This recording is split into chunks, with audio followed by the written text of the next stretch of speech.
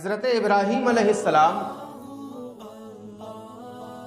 جب نمرود کے پاس خدا کا پیغام لے کر کے پہنچے اور اللہ تبارک و تعالیٰ کی ذات کا، اللہ تبارک و تعالیٰ کی صفات کا، اللہ تبارک و تعالیٰ نے جو احکامات بندوں کے متعلق فرمائے ان احکامات کا، اللہ تبارک و تعالیٰ کی خدائی، یکتائی، بے نیازی کا پیغام لے کر کے نمرود کے پاس پہنچے تو اس نے جھگڑا کرنا شروع کیا۔ قرآن پاک میں اللہ ارشاد فرماتا ہے الم تر الی الذی حاج ابراہیم فی ربہ ان آتاہ اللہ الملک۔ اے محبوب، کیا تم نے نہ دیکھا اسے جو ابراہیم سے جھگڑا اس کے رب کے بارے میں، اس پر کہ اللہ نے اسے بادشاہی دی۔ نمرود کو بادشاہی اللہ نے دی، لیکن نمرود متکبر ہو گیا، سرکش ہو گیا، اور اس کے علاوہ خواہ وہ حامان کی دولت ہو یا فرعون کی سلطنت اور تخت شاہی ہو، شداد کی جنت ہو، دنیا میں جتنے لوگوں کو جو کچھ ملا اللہ کی عطا اور اس کی قدرت سے ملا۔ جو فرما بردار ہوئے اللہ کے آگے سر جھکا دیے، اور جو نافرمان ہوئے خدائی دعویٰ کر بیٹھے۔ انہی بڑے بڑے نافرمانوں میں سے ایک نمرود بھی ہے۔ اللہ نے اسے بادشاہت عطا کی لیکن متکبر ہو گیا۔ خدا نے اسے سلطنت عطا کی پر متکبر ہو گیا۔ خدا نے اسے تخت شاہی عطا کیا لیکن جابر ہو گیا۔ خدا نے اسے حکومت عطا کی لیکن گھمنڈی ہو گیا۔ خدا نے اسے دولت عطا کی مگر جابر بن گیا۔ خدا نے اسے عزت عطا کی لیکن ظالم بن گیا۔ حضرت ابراہیم علیہ السلام پیغام خداوندی لے کر کے پہنچے تو نمرود نے ایک سوال کیا، اے ابراہیم، تم جس خدا کی دعوت دیتے ہو، جس خدا کی طرف مجھے بلاتے ہو، آخر اس خدا کی طاقت کیا ہے؟ وہ خدا کیا کر سکتا ہے؟ وہ خدا زمین و آسمان میں کیا کر سکتا ہے؟ حضرت ابراہیم ارشاد فرماتے ہیں میرا رب وہ ہے یحیی و یمیت، جو زندگی پیدا کرتا ہے اور موت پیدا کرتا ہے۔ یہاں پر ایک بات سمجھنے کی ہے کہ نمرود نے کہا تمہارا رب کیا کر سکتا ہے؟ ابراہیم نے کہا میرا رب زندگی دیتا ہے اور موت دیتا ہے۔ قرآن پاک میں ایسی بے شمار چیزیں ہیں کہ جن چیزوں کو خدا کے علاوہ کوئی نہیں دے سکتا۔ مثلا اللہ ارشاد فرمائے الم نجعل الارض مہادا، کیا ہم نے انسانوں کے لیے زمین کو بچھونا نہ بنایا؟ والجبال اوتادا، کیا ہم نے پہاڑوں کو میخیں نہ بنائیں؟ وخلقناکم ازواجا، اور کیا ہم نے تمہیں جوڑے نہ بنایا مذکر اور مؤنث کا؟ وجعلنا نومکم سباتا، اور کیا ہم نے تمہارے لیے نیند کو آرام کی چیز نہ بنائی؟ وجعلنا اللیل لباسا، اور کیا ہم نے رات کو تمہارے لیے لباس نہ بنایا کہ تم آرام کرو؟ وجعلنا النہار معاشا، اور کیا ہم نے دن کو تمہارے لیے رزق تلاش کرنے کے لیے نہ بنایا کہ تم رزق تلاش کرو؟ وَبَنَيْنَا فَوْقَكُمْ سَبْعًا شِدَادًا، اور کیا ہم نے تمہارے اوپر 7 مضبوط چنائیاں نہ چنی؟ وَجَعَلْنَا سِرَاجًا وَهَّاجًا، اور کیا ان میں ایک نہایت چمکتا چراغ سورج نہ رکھا؟ وَأَنزَلْنَا مِنَ الْمُعْصِرَاتِ مَاءً ثَجَّاجًا، اور پھر بدلیوں سے زوردار بارش ہم نے تمہارے لیے اتاری۔ لِنُخْرِجَ بِهِ حَبًّا وَنَبَاتًا، کہ اس بارش سے پیدا کریں ہم تمہارے لیے اناج اور سبزیاں، وَجَنَّاتٍ الْفَافًا، اور گھنے باغ۔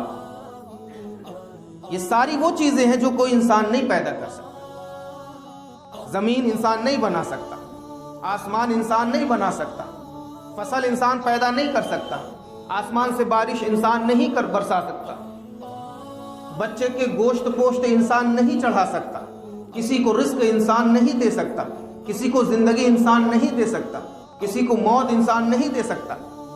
قرآن پاک میں الگ الگ جگہ اللہ تبارک و تعالیٰ کی ربوبیت کا اظہار ان چیزوں سے فرمایا گیا ہے۔ کہیں اللہ نے ارشاد فرمایا ہم نے زمین پھاڑ کر کے تمہارے لیے سبزہ پیدا کیا، کہیں اللہ نے ارشاد فرمایا ہم نے تمہیں ماں کے پیٹ کے اندر پہلے نطفہ بنایا، پھر گوشت کی شکل دی، لوتھڑے کی شکل دی، پھر اس میں روح پھونکی، پھر تم پیدا ہوئے، پھر تمہیں بڑا کیا ہم نے۔ کہیں اللہ نے باغوں کی مثال دے کر کے بتایا کہ ہم نے ایک پیڑ کے اندر ایسی قدرت پیدا کی کہ وہ پیڑ بڑا ہوا اور پھل دیا، اور وہ پھل انسان کھائے تو انسان کے پیٹ سے فضلات کسی شکل میں باہر آئے، وہی پھل جانور کھائیں تو جانور کے پیٹ سے فضلات کسی دوسری شکل میں باہر آئے، وہی پھل یا جنگل کے چارے اور پتیاں بکریاں کھائیں تو ان کے پیٹ سے وہ چارے اور پتیاں کسی دوسری شکل میں باہر آئے، اور وہی چیز اونٹ کھائے تو اس کی لیت کی شکل الگ ہو، وہی چیز گھوڑے کھائیں تو اس کی لیت کی شکل الگ ہو، وہی چیز انسان کھائے تو اس کی لیت کی شکل الگ ہو۔ چیزیں تو سبھی کے پیٹ میں ایک جا رہی ہے، لیکن فضلات جو پیٹ سے باہر نکل رہا ہے سارے فضلات کی شکل صورت الگ الگ ہے۔ اللہ تبارک و تعالیٰ ان ساری چیزوں سے اپنے بندوں کو سمجھاتا ہے۔ تو حضرت ابراہیم خلیل اللہ علیہ السلام جب نمرود کے پاس خدا کی وحدانیت کا اور خدا کے کلمے کا اقرار کرانے کے لیے پہنچے تو انکار کر بیٹھا، اور پوچھا کیا کہ وہ کون سی چیز ہے جو تمہارا رب کر سکتا ہے، اور کس بنیاد پر تم اپنے رب کی خدا ہونے کی دعوت مجھے دینے چلے آئے ہو۔ تو حضرت ابراہیم نے کیا کہا؟ اذ قال ابراہیم ربی الذی یحیی و یمیت، میرا رب وہ ہے جو زندگی دیتا ہے اور موت دیتا ہے۔ لیکن جس کی عقل پر پتھر پڑے ہوں اور جس کی آنکھوں پر پردے ڈلے ہوں وہ بے وقوفی اور احمقانہ ہی حرکت کرتا ہے۔ نمرود کہتا ہے اس میں کون سی بڑی بات ہے؟ فوراً 2 غلام کو بلاتا ہے، کہتا ہے ایک غلام کو لو میں نے آزاد کر دیا، اور دوسرے غلام کی گردن کاٹ کے کہتا ہے میں نے مار دیا۔ اس بے وقوف کو زندگی پیدا کرنا اور قیدی کو رہائی کرنے کا فرق نہیں پتا، اس بے وقوف کو موت پیدا کرنا اور کسی کی گردن کاٹ کے موت دینا دونوں میں فرق نہیں پتا، اور اس طرح سے احمقانہ حرکت کرتا ہے۔ ایک غلام کو آزاد کرتا ہے، ایک غلام کو قتل کرتا ہے، اور کہتا ہے کہ میں بھی تو دیکھو ایک کو آزاد کر رہا ہوں، زندگی دے رہا ہوں، اور ایک کو موت دے رہا ہوں، تو میں بھی خدا ہوں۔ اب یہاں پر حضرت ابراہیم علیہ السلام کس طرح اس ظالم بادشاہ کا منہ بند کرتے ہیں اور اس کو لاجواب کر دیتے ہیں۔ جب اس نے کہا کہ میں بھی تو زندگی دیتا ہوں اور میں بھی موت دیتا ہوں، تو حضرت ابراہیم علیہ السلام نے کہا قال ابراہیم فإن اللہ یأتی بالشمس من المشرق فأت بها من المغرب۔ اچھا، 2 غلام میں سے تم نے ایک کو آزاد کر دیا اور ایک کو موت کے گھاٹ اتار دیا، اور کہتے ہو کہ میں بھی یہ کام کر سکتا ہوں۔ حقیقت یہ ہے کہ تم یہ کام کبھی نہیں کر سکتے۔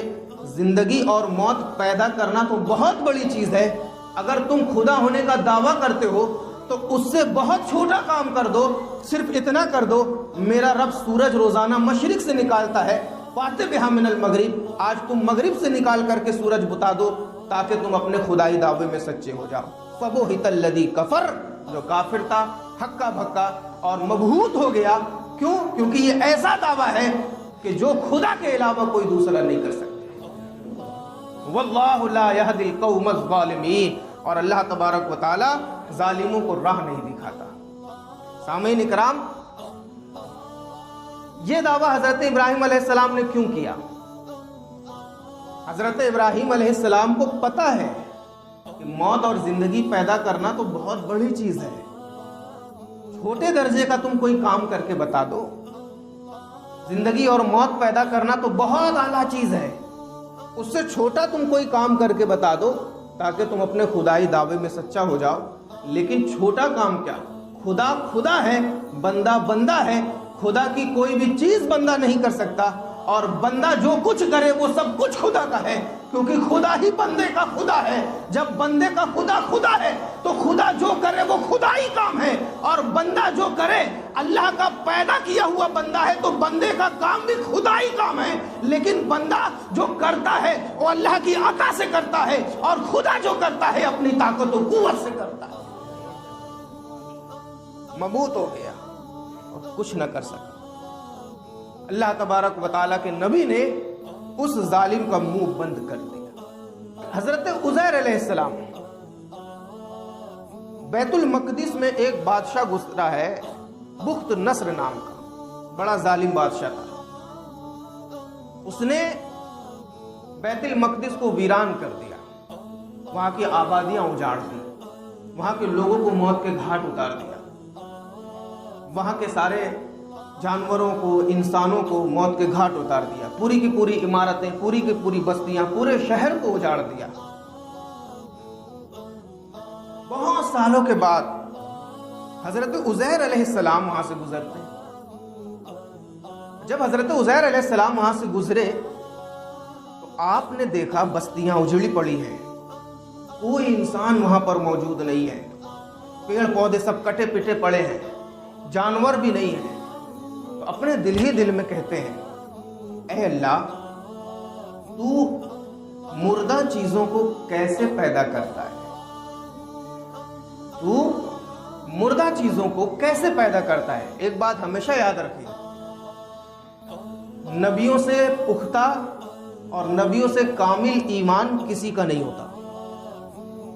جب کوئی نبی اللہ سے سوال کرے کہ اے اللہ، تو مردہ چیزوں میں کیسے جان پیدا کرتا ہے، اس کا مطلب یہ نہیں ہوتا کہ نبی کو یقین نہیں ہے. نبی کو یقین نہ ہوگا تو پھر کسے یقین ہوگا؟ جیسے کہ حضرت ابراہیم کے بارے میں سنا ہوگا کہ اللہ سے حضرت ابراہیم سوال کرتے ہیں، اے اللہ، تو کیسے مردوں کو زندہ کرے گا؟ تو اللہ ارشاد فرماتا ہے، اے ابراہیم، اولم تؤمن، کیا تجھے اطمینان نہیں ہے؟ تو ابراہیم نے کیا کہا؟ بلا، مجھے اطمینان تو ہے، لیکن لیطمئن قلبی، میں اس لیے پوچھ رہا ہوں کہ جو انتظار کا وقت ہے اور انتظار میں بے چینی ہے تیری قدرت دیکھنے کی، دل کی وہ بے چینی ختم ہو جائے اور تیری قدرت دیکھ کر کے دل مطمئن ہو جائے. اس کا مطلب یہ نہیں کہ ابراہیم نے پوچھا تھا تو ابراہیم کو یقین نہیں تھا، یا عزیر نے پوچھا تو حضرت عزیر کو یقین نہیں تھا. نہیں، بلکہ جو سامنے دیکھنے میں انتظار کی بے چینی ہوتی ہے، وہ انتظار کی بے چینی ختم ہو جائے اور اللہ کی قدرت کی علامت نشانی دیکھ کر کے دل کو اطمینان اور تسکین قلب کا سامان پیدا ہو جائے، یہ مطلب ہوتا ہے. تو حضرت عزیر علیہ السلام نے دل میں کہا کہ اے اللہ، تو کیسے یہ مردہ چیزوں کو زندہ فرمائے گا؟ اتنا کہہ کر کے آپ گھر سے کچھ سامان لے کر کے چلے تھے، کھجور اور انگور کا شیرہ، انگور کا رس جسے ہم کہتے ہیں، یہ لے کر کے آپ گھر سے چلے تھے. ایک دراز گوش پر سوار ہو کر چلے تھے، یعنی کہ گدھا. آپ ایک جگہ پر اپنے گدھے کو باندھ کر کے، دراز گوش کو باندھ کر کے آرام کرنے کے لیے بیٹھ جاتے ہیں. اور جب آپ آرام کرنے کے لیے بیٹھتے ہیں تو خدا کی قدرت کہ اللہ تبارک و تعالیٰ نے 100 سال تک آپ کو وہیں سنا دیا. او کالذی مر علی قریۃ وہی خاویۃ علی عروشہا، یا اس کی طرح جو گزرا ایک بستی پر اور وہ بستی اپنی چھتوں پر ڈھائی پڑی تھی. قالا، حضرت عزیر نے کالا کیا کہا؟ अन्ना युहयी हादिहिल्लाहु बअदा मौतिहा,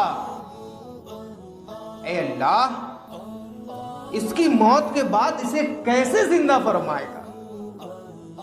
उजड़ी हुई जमीन है, बिखरे हुए खेत हैं, इमारतें ढही पड़ी है। इरशाद किया, अर्ज किया, ए अल्लाह आखिर किस तरह इस जमीन को और इस खंडरात को और इस उजड़े हुए खेत को, उजड़ी हुई बस्ती को, उजड़े हुए शहर को तू कैसे जिंदा फरमाएगा। इतना कह करके आप अपने दराज गोश को एक जगह बांधते हैं और आराम करने लगते हैं।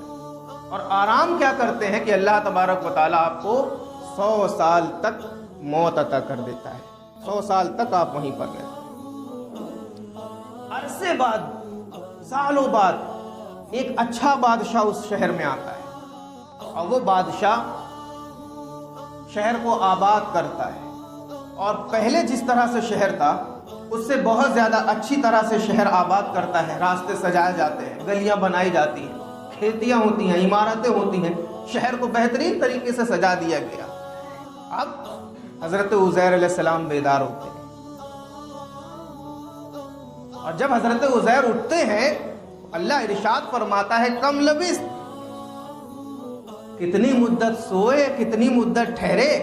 तो जब हज़रत उज़ैर अलैहिस्सलाम दराज गोश्त को बांध के आप आराम के लिए बैठते हैं तो वो वक्त होता है सुबह का, और जब आप बेदार होते हैं यानी अल्लाह आपको जिंदगी दोबारा अता करता है वो वक्त होता है शाम का। सोते हैं सुबह, उठते हैं शाम को। अल्लाह इरशाद फरमाता है, कम लबिस, कितनी मुद्दत ठहरे, कितनी मुद्दत सोए। तो क्या सोचते हैं, सुबह तो सोए थे, शाम हुई है, हो सकता है बस आज ही का दिन हो। लबिस तो यौमन औ बाद यौम, अर्ज करते हैं, ए अल्लाह एक दिन या कुछ कम, एक दिन सोया होऊंगा या उससे भी कुछ कम। काल, अल्लाह इरशाद फरमाए, बल नहीं, लबिस मिअता आम, तुम 100 साल तक सोते थे। मिअता आम, 100 साल तक तुम सोते रहे। फंजुर इला तआमिक, हजरत उज़ैर का इत्मीनान कल्ब कहाँ था। आप क्या कहते हैं, अल्लाह तो इन बस्तियों को कैसे दोबारा आबाद फरमाएगा, मुर्दा चीजों को दोबारा कैसे जिंदा फरमाएगा। और जब घर से लेके चले आप तो अंगूर का शीरा लेकर के चले, कुछ खजूर लेकर के चले और एक गधे पर जिसको दराज गोश्त कहते हैं उस पर आप सवार होकर के चले। तो अल्लाह तबारक व तआला कहता है, बल लबिस्त मिअता आम, नहीं तुम 100 साल तक सोते रहे। फंजुर इला तआमिक व शराबिक लम यतसन्ना, अपने खाने और पानी को देखो उसमें बदबू भी नहीं पैदा हुई है। फंजुर इला तआमिक व शराबिक लम यतसन्ना, अपने खाने और पानी को देखो उसमें बदबू भी नहीं पैदा हुई। वंजुर इला हिमारिक, वंजुर इला हिमारिक, और अपने गधे को देख जिसकी हड्डियां तक सलामत नहीं रही। अपने दराज गोश को देख जिसकी हड्डियां भी सलामत नहीं रही, और अपने खाने और पानी को देख कि जिस तरह 100 साल पहले था वही हालत में अभी भी। अंगूर का शीरा अपने जायके को नहीं बदला। आप जिस खजूर को लेकर के घर से चले थे वो खजूर उसी हालत में है, 100 साल के बाद भी उसी कैफियत में है। लेकिन जो एक चलता फिरता जानवर था वो दराज गोश यानी कि गधा, वो मर गया, सड़ गया, उसकी हड्डियां सफेद सफेद अलग चमक रही थी। अल्लाह तबारक व तआला कहता है कि फंजुर इला तआमिक व शराबिक लम यतसन्ना, ऐ उज़ैर अपने खाने और पानी को देख उसमें बदबू भी नहीं पैदा हुई, और अपने गधे को देख कि उसकी हड्डियां भी सलामत नहीं रही। वलिनजअलका आयतन लिन्नास, और हम तुझे लोगों के लिए इबरत बनाएंगे, निशानी बनाएंगे। वंजुर इलल इज़ाम, वंजुर इलल इज़ाम, और गधे की हड्डियों को देख, कैफ़ नुनशिज़ुहा सुम्मा नक्सुहा लहमा, हम उसे कैसे उठान चढ़ाते हैं और उसके बाद उन हड्डियों पर कैसे गोश्त पहनाते हैं। अल्लाह तबारक व तआला ने सबसे पहले हजरत उज़ैर अलैहिस्सलाम की आंखों को ताकत अता फरमाई, यानी आपकी आंख काम करने लगी। आप आंख से देख रहे हैं, बदन उसी कैफियत में, और आंख से देख रहे हैं आप तो कैसा देख रहे हैं कि सबसे पहले गधे की हड्डियां, उस पर गोश्त अल्लाह ने चढ़ाया। फिर गोश्त के ऊपर खाल अल्लाह ने चढ़ाया, खाल के ऊपर बाल अल्लाह ने चढ़ाया और अल्लाह ने हुक्म दिया खड़ा हो जा। वो दराज गोश्त अल्लाह के नाम से खड़ा हो गया और आवाज करने लगा, जो एक दराज गोश्त के आवाज करने का अंदाज होता है। जब इतना सब हजरत उज़ैर ने देख लिया तो आखिर में फलम्मा तबय्यन लह, उज़ैर के सामने जब हकीकत आश्कारा हो गई और वाज़ेह हो गई तो काल आलम अन्नल्लाह अला कुल्ली शैइन कदीर, ऐ अल्लाह मैं गवाही देता हूँ और मुझे पता है कि तू हर चीज पर कादिर।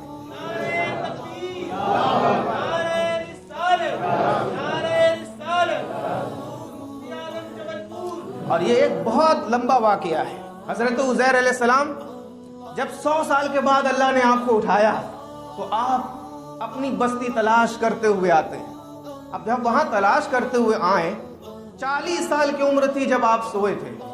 अल्लाह ने आपको जब मौत दी थी तो 40 साल की उम्र थी, और जब 100 साल बाद उठ रहे हैं तो 40 साल की उम्र है। जब आप सोए थे तो बाल सफेद थे, दाढ़ी के और सर के। जब आप उठे तो दाढ़ी मुबारक और सर के बाल वैसे ही सफेद थे। 100 साल बाद जब आप अपनी बस्ती में आते हैं तो अंदाजे से एक घर में पहुंचते हैं। वहां पर एक बुढ़िया, पलक सफेद, आंख की भौं ऐसे लटकी हुई, उससे कहते हैं यहाँ पर कोई उज़ैर नाम का शख्स रहता था। वो बुढ़िया नाम सुन करके रोने लगती है, कहती है यहाँ रहते तो थे लेकिन उनको तो फौत हुए 100 साल हो गए। कहते हैं मैं ही उज़ैर हूँ। वो बुढ़िया इनकार करती है। बुढ़िया कहती है आप कैसे उज़ैर हो सकते हो, उन्हें तो फौत हुए 100 साल हो गए। कहते हैं बुढ़िया से मैं ही उज़ैर हूँ। बुढ़िया कहती है कि अगर तुम उज़ैर हो तो उज़ैर अल्लाह की बारगाह में जो दुआ करते थे वो दुआ अल्लाह कबूल करता था। मेरी बीनाई के लिए दुआ करो कि जो मेरी आंख चली गई है मेरी आंख वापस आ जाए। अगर आंख वापस आई, मैंने तुम्हें देख लिया तो मैं फिर ऐलान कर दूंगी कि तुम उज़ैर हो। अल्लाह तबारक व तआला का ये पैगंबर अल्लाह की बारगाह में हाथ उठाता है, जैसे ही अल्लाह से दुआ करता है ये नाबीना बुढ़िया की आंख फिर बीना हो जाती है। इस औरत की आंख, बुढ़िया की आंख वापस आ गई। बुढ़िया ने जब देखा तो यकीन कर लिया कि हाँ ये वही उज़ैर हैं। वो बुढ़िया कोई और नहीं, आपके घर की खादमा थी जो 100 साल पहले आपके घर की खिदमत कर।